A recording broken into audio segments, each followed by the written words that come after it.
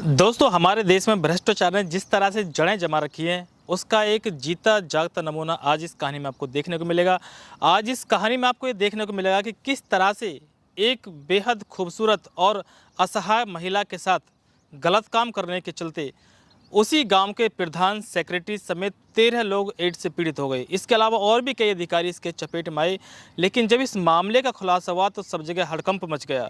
अखबारों की सुर्खियां ये खबर बनी। बहुत ही भयानकता, बहुत ही बड़ा सबक देने वाली, या फिर ये कहें कि जैसी करनी ऐसी भरनी का जो रूप है, जो सबक देने वाली है, ये कहानी आज मैं आपको सुनाने वाला हूँ। नमस्कार, आदाब, सत श्री अकाल दोस्तों, मैं मुस्तकीम खान और आप देख रहे हैं 6 PM। दोस्तों, आज की सच्ची घटना है उत्तर प्रदेश का एक ज़िला है गोरखपुर, और इस गोरखपुर ज़िले में एक शहर है भटहट, और इस भटहट ज़िले में एक परिवार होता है। उस परिवार की एक बेटी होती है, और उनकी जो लड़की थी वो बेहद खूबसूरत थी। और ईश्वर की करनी ये होती है कि किसी कारणवश उस लड़की के माता और पिता एक एक्सीडेंट में मारे जाते हैं। इस लड़की की उम्र महज 13 से 14 साल रही होगी। जिसके माता और पिता मर जाते हैं, ये अकेली अपने घर में रहती है। तो बहुत सारे लोग होते हैं मोहल्ले के, गांव के, जिनकी नज़रों में ये खटकती रहती है। काफ़ी दिन जब बीत जाते हैं तो एक पड़ोस का ही लड़का होता है, वो ट्रक ड्राइवर होता है, और जब वो ट्रक चलाता है तो कहीं ना कहीं इस लड़की के वो संपर्क में आ जाता है और इसके साथ जीने मरने की कस्में खा लेता है, और कहता है कि तुम अकेली हो, मैं भी अकेला हूँ, क्यों ना हम दोनों शादी कर लें, लोगों की जो नज़र है उनसे भी बच जाएंगी, और सबसे बड़ी बात यह है कि मैं ज़िंदगी भर तुम्हारा सहारा बनूंगा, तुम्हारा साथ दूंगा, तुम्हारे दुख सुख में तुम्हारे साथ रहूँगा। और लड़की को भी कहीं ना कहीं ज़रूरत थी कि एक से दो हो जाएं, कोई सहारा मिले। तो लड़की उसकी बात को एक्सेप्ट कर लेती है, और करीब इसकी उम्र 17 से 18 साल रही होगी जब इसकी शादी हो जाती है। बड़े धूमधाम से उस गांव में इसकी शादी होती है, और लड़का ट्रक ड्राइवर था, चूँकि कुछ दिन अपने घर रहता है और बाद में फिर अपने ट्रक पर दोबारा जाना शुरू हो जाता है। और जब ये अपने ट्रक पर जाता था तो करीब 10 से 15 दिन या 20-20 दिन के लिए ट्रक पर जाता था, और उसके बाद फिर अपने घर को लौट कर आता था। यही सिलसिला लगातार चलता रहता है। और वो लड़का जो ट्रक ड्राइवर था, वो करीब 3 साल बाद वो बीमार हो जाता है, और उसकी बीमारी का किसी को कुछ पता नहीं चलता कि आखिर इसे बीमारी क्या है। और जब वो इतना बीमार हो जाता है कि वो चरपाई पर लेट जाता है, फिर तो ना कहीं आने का ना जाने का, वो चरपाई पर लेट रहता है। वो उसकी घरवाले उसकी खिदमत करती है, और उसके बाद कुछ ही दिन बाद उसकी मौत हो जाती है।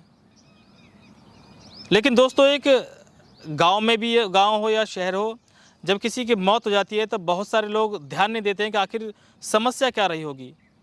और जब इस तरह की कोई मौत घर में होती है तो कोई उसका पोस्टमार्टम भी नहीं कराता है, ताकि ये पता चल सके कि आखिर ये बीमारी क्या थी, समस्या क्या थी। और जब उसकी मौत हो जाती है तो उसका अंतिम संस्कार कर दिया जाता है। अब ये लड़की 3 साल इसकी शादी को हो चुके थे, और 3 साल बाद भी इसे कोई संतान नहीं होती। ये बगैर बच्चों की थी, और फिर दोबारा अपने घर में अकेला रहना शुरू कर दिया। बेचारी दिन भर मेहनत मजदूरी करती, वहाँ से जो कमाती उससे अपने घर का खर्च चलाती, खुद खाती उसे और सो जाती। अकेला इंसान करे तो करे क्या, किसको अपनी समस्या बताए, किसे अपनी मन की बात बताए। और दूसरी बड़ी समस्या ये थी कि जहाँ भी ये मजदूरी करने जाती थी तो लोगों की गलत निगाह इसकी तरफ जब जाती तो इस पर वो बर्दाश्त नहीं होती थी। एक दिन एक गांव का ही ग्राम सेवक इसके पास पहुंचता है और कहता है कि आप बड़ी परेशान हैं, क्यों ना आपको सरकारी योजनाओं का लाभ दिला दिया जाए।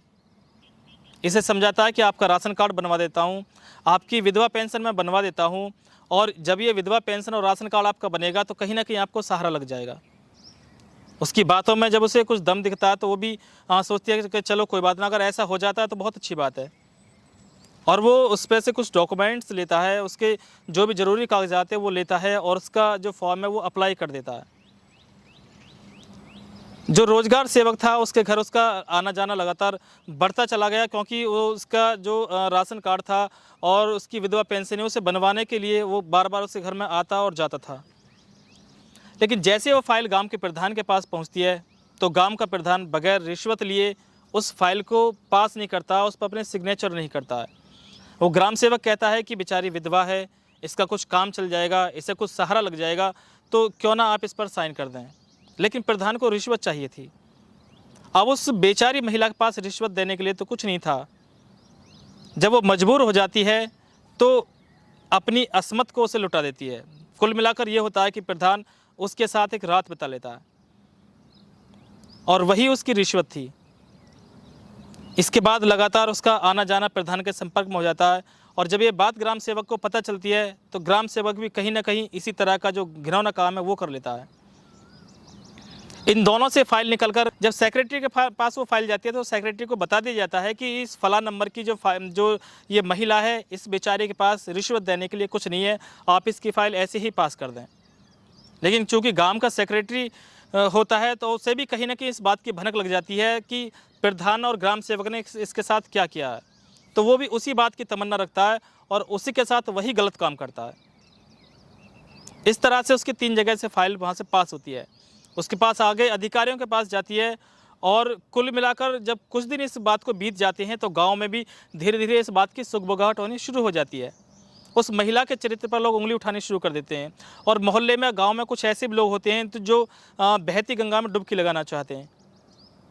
इस तरह से कुल करीब 25 से 30 लोग उस महिला के संपर्क में आ जाते हैं, जिसका जब मन करता उसके घर चला जाता।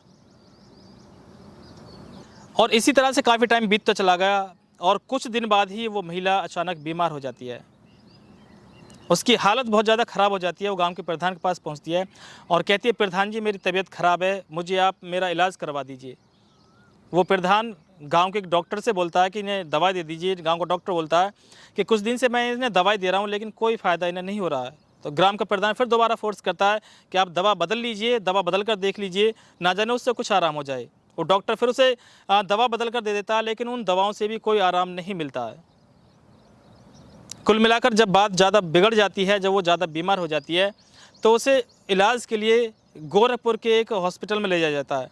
उस हॉस्पिटल में जाने के बाद जब इसका एक प्राइवेट लैब पर टेस्ट होता है तो वहाँ पता चलता है कि महिला HIV पॉजिटिव है, मतलब कि इस महिला को एड्स है। क्योंकि गांव का प्रधान उस समझ के साथ होता है और जब उसे पता चलता है कि इस महिला को एड्स है तो वो भी कहीं ना कहीं अंदर मन में घबरा जाता, टूट जाता है एकदम।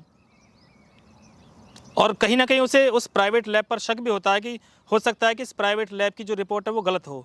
इसके बाद वो चुपके से उस महिला को गोरखपुर के BRD हॉस्पिटल में ले जाता है और BRD हॉस्पिटल में ले जाने के बाद उसकी दोबारा वही टेस्ट होता है। लेकिन जब दोबारा टेस्ट होता है तो रिपोर्ट में फिर दोबारा HIV पॉजिटिव मतलब एड्स आता है। लेकिन जब दोबारा रिपोर्ट में एड्स आता है तो ग्राम का जो प्रधान था वो पसीना पसीना हो जाता है और जो रोजगार सेवक है उसके पास कॉल करता है और कहता है कि यार तुमने मुझे बर्बाद कर दिया, तुमने मेरी ज़िंदगी ख़राब कर दी। वो कहता है सब क्या हुआ? तो बताता है कि इस महिला को एड्स है और तुमने इसे मेरे संपर्क में ला ख़त्म कर दिया, मेरा जीवन ख़राब कर दिया। इस बात की जानकारी जब ग्राम सेवक को होती है तो वो भी पसीना छोड़ देता है और चुपके से जाकर अपनी रिपोर्ट टेस्ट कराता है। लेकिन उसकी रिपोर्ट में भी वही आता है जो ग्राम प्रधान की माया था, जो उस महिला की माया था, मतलब वो भी HIV पॉजिटिव था। इन दोनों को दिन में तारे दिखने नजर आ जाते हैं। अब जब इन दोनों की बात ग्राम सचिव को पता चलती है तो वो भी चुपके से अपनी जब टेस्ट कराता है तो वो भी HIV पॉजिटिव ही पाया जाता है। बस इन तीनों की रिपोर्ट आनी थी कि BRD कॉलेज से किसी तरह से ये बात जो है वो धीरे धीरे लोगों में फैलनी शुरू हो गई और जैसे ही बात धीरे धीरे लोगों में फैली तो उनके गांव तक ये बात पहुंची और यही बात अखबारों की सुर्खियां बनी। और जब ये अखबारों की सुर्खियां सोशल मीडिया पर पोस्ट हुई, लगातार वायरल हुई तो सब में हड़कंप मच गया। अब उस गांव के करीब 25 से 30 लोगों ने अपना अपना टेस्ट कराया जो उस महिला के संपर्क में आए थे। लेकिन इन सभी में से कुल मिलाकर 13 लोग HIV पॉजिटिव पाए गए। इतनी बड़ी खबर जब सुर्खियों में आई और लोगों को पता चला कि एक महिला को विधवा पेंशन लेने के लिए और एक महिला को राशन कार्ड बनवाने के लिए इतनी बड़ी कुर्बानी देनी पड़ी है तो सबने सरकार की किरकिरी करनी शुरू कर दी, हड़कंप मच गया सब में। लेकिन दोस्तों मैं आपको बता दूं कि कोई भी सरकार रही हो, भ्रष्टाचार की जड़ें हर सरकार में रही हैं। सरकारें बदलती हैं, अधिकारी और कर्मचारी हमेशा वही रहते हैं और वही भ्रष्टाचार हमेशा चलता रहता है। तो दोस्तों जब इस बात की पूरी जानकारी गाँव में हुई तो गाँव में भी तो हड़कंप था ही था। लेकिन जिसने भी इस बात को सुना उसने यही कहा कि जैसी करनी वैसी भरनी, जिसने जितना बुरा काम किया है उतनी ही बुरी उसे अब सज़ा मिलने वाली है। लेकिन मेरा मानना है कि शायद जैसी करनी ऐसी भरनी इस कहानी में बहुत ही कम होगा, क्योंकि वो जो महिला थी इस कहानी का अगर हम दूसरा रूप देखें तो उस महिला का जो पति था, जो ट्रक ड्राइवर था, वो कहीं ना कहीं गलत औरतों के संपर्क में था। जो घर से 15-20 दिन या महीना भर बाहर रहता था, कहीं न कहीं गलत औरतों के वो संपर्क में आया था और वहीं से उसे वो बीमारी लगी होगी और उसी बीमारी के कारण उसकी मौत हुई होगी और उससे ही बीमारी उसकी पत्नी को लगी होगी। तो यहाँ ये कहा जा सकता है कि उसकी पत्नी का तो इसमें कोई दोष नहीं था। लेकिन जिस औरत से गाँव के लोगों को बीमारी फैली है और उनसे उनकी पत्नियों को भी बीमारी लगी होगी, तो उनकी पत्नियों का भी इसमें कोई दोष नहीं था। और हो सकता है कि उसमें से कुछ महिलाएं गर्भवती हों, तो उनके बच्चों को वो बीमारी लगी होगी और उन बच्चों का भी इसमें कोई दोष नहीं था। तो इस तरह से एक बीमारी पूरे गाँव में फैल गई और न जाने कहाँ-कहाँ तक वो फैली होगी। जब इस बात का पता चला था, तो उस समय सन 2018 चल रहा था और सन 2018 में जब ये बात फैली थी, तो सभी ने इसकी पूरी भर्त्सना की थी, सभी ने इसका पुरजोर विरोध किया था, सभी ने इसकी निंदा की थी। तो दोस्तों, इस तरह से जो भ्रष्टाचार की जड़ें हमारे देश में फैली हुई हैं, ये कहीं न कहीं लोगों को मजबूर कर देती हैं और कहीं न कहीं जो महिला हैं, उनका शारीरिक शोषण होता है, उनका मानसिक शोषण होता है।